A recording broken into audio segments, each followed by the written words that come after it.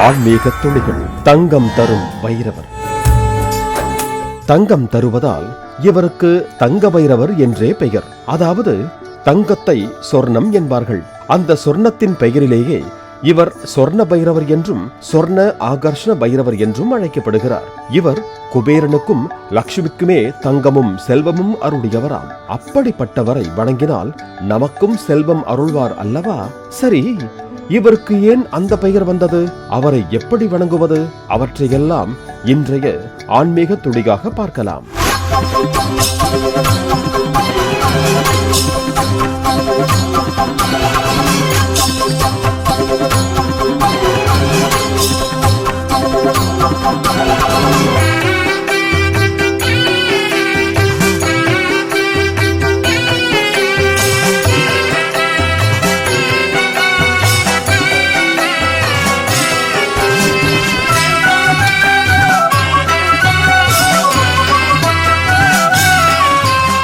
சொர்ணாகர்ஷ்ண பைரவர் அல்லது சொர்ண ஆகர்ஷ்ண பைரவர். இவர் பைரவரின் பல்வேறு வடிவங்களில் ஒருவர். சொர்ணம் என்றால் தங்கம், ஆகர்ஷண என்றால் ஈர்த்தல். தங்கம், பொருள், அளவில்லாத செல்வம் ஆகியவற்றை ஈர்த்து அவற்றை அருளச் செய்யக்கூடியவர் என்பதால் சொர்ண ஆகர்ஷண பைரவர் என்று போற்றப்படுகிறார். கால பைரவரின் சாத்வீக வடிவம் சொர்ண ஆகர்ஷண பைரவர். இவர் தங்க நிறம் கொண்டவர், மஞ்சள் நிற ஆடைகளை அணிந்தவர், முக்கண்களை உடையவராகவும் 4 கரங்களை கொண்டவராகவும் மாணிக்க மணிகள் இழைத்த தங்கத்தால் ஆன அக்ஷய பாத்திரம் ஏந்தியவராகவும் காணப்படுகிறார். இரும்பு வாள், ஓரி, திரிசூலம், சாமரம், ஈட்டி ஆகியவற்றை தரித்திருக்கிறார். வலது கையில் அபய முத்திரையை காட்டியபடியும் இடது கையில் பார்வதியின் அம்சமான அஜாமிளா தேவியனும் சொர்ண பைரவியை அணைத்தபடியும் உள்ளார். சொர்ண பைரவி இவரது இடது தொடையில் அமர்ந்து அருள் பாலிக்கிறார். தேவராஜ சேவ்யமான பாவனாங்கிரி பங்கஜம் வ்யாலயக்ன சூத்ரம் இந்து சேகரம் கிருபாகரம் நாரதாதி யோகி வந்தவந்திதம் திகம்பரம். தேவர்களுக்கும் அசுரர்களுக்கும் இடைவிடாமல் யுத்தம் நடந்த பொழுது குபேரனிடம் இருந்த செல்வம் அனைத்தும் காலியாகி விட்டதாம். அதே போல மகாலட்சுமியிடம் இருந்த செல்வமும் செலவாகி விட்டதாம். இருவரும் சிவபெருமானிடம் சென்று இழந்த செல்வத்தை மீண்டும் பெற வேண்டினார்களாம். சிவபெருமானும் தன்னுடைய அம்சமான ஸ்வர்ண பைரவரை துதிக்கச் சொன்னாராம். குபேரனும் மகாலட்சுமியும் சொர்ண ஆகர்ஷ்ண பைரவர் அஷ்டகத்தை துதித்து சொர்ண பைரவரை வேண்டினார்களாம். சொர்ண பைரவரும் தோன்றி தனது 4 கரங்களால் எல்லையற்ற செல்வத்தை இருவருக்கும் வாரி வழங்கினாராம். இப்படி குபேரனுக்கும் லட்சுமிக்குமே செல்வத்தை அளிக்கக்கூடிய அளவிற்கு செல்வத்திற்கு அதிபதி இந்த சொர்ண ஆகர்ஷ்ண பைரவர். சிதம்பரத்தில் தில்லை நடராஜர் கோவிலில் சிற்சபையின் உள்ளே சிவகாம சுந்தரிக்கு இடப்பக்கமாக சொர்ண ஆகர்ஷ்ண பைரவர் இருக்கிறார்.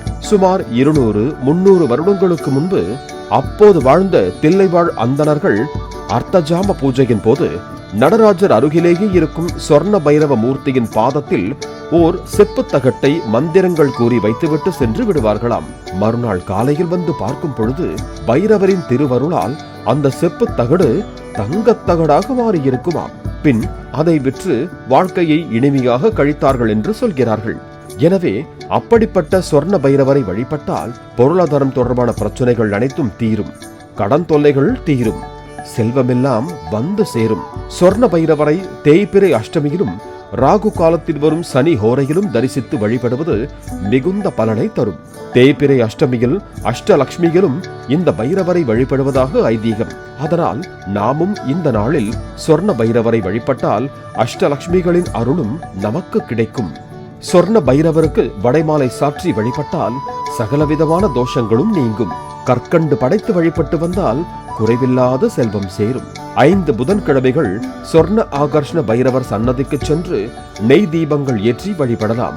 அல்லது இலுப்பை எண்ணெய், விளக்கெண்ணெய், தேங்காய் எண்ணெய், நல்லெண்ணெய், பசுனை இவற்றினை தனித்தனியாக தீபமாக அகல் விளக்கில் ஏற்றி வழிபட்டால் எண்ணிய காரியங்கள் நிறைவேறும், தீர்க்க முடியாத தொல்லைகள் நீங்கும், நல்லருள் கிட்டும் என்பது ஐதீகம். குபேரனும் லட்சுமியும் துதித்த மந்திரத்தை சிவபெருமானிடம் இருந்து அறிந்து கொண்ட நந்தி தேவர் அதை மார்க்கண்டேயருக்கு சொன்னாராம்.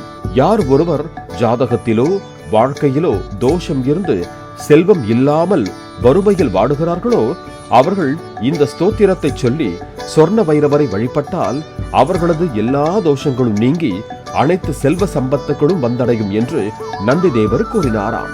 அப்படிப்பட்ட சிறப்புடைய அந்த ஸ்தோத்திரம்தான் சொர்ணாகர்ஷண பைரவர் அஷ்டகம். அஷ்டம் என்றால் 8. சொர்ண ஆகர்ஷண பைரவ அஷ்டகம் 8 பதிகங்களை கொண்டது. தனம் தரும் வைரவன் தளிரடி பணிந்திடின் தளர்வுகள் தீர்ந்துவிடும். மனம் திறந்தவன் பதம் மலரிட்டு வாழ்ந்திடின் மகிழ்வுகள் வந்துவிடும். சினந்தவிர் தன்னையின் சின்மய புன்னகை சிந்தையில் ஏற்றவனே தனக்கில்லை ஈடு யாருமே என்பான் தனமழை பெய்திடுவான் என்று தொடங்கும் இந்த அஷ்டகத்தை சொல்லி சொர்ண பைரவரை துதித்து வாருங்கள். பொருள், தங்கம், செல்வம் அனைத்தும் வந்து சேரும். ஆன்மீக துளிகள். தங்கம் தரும் பைரவர்.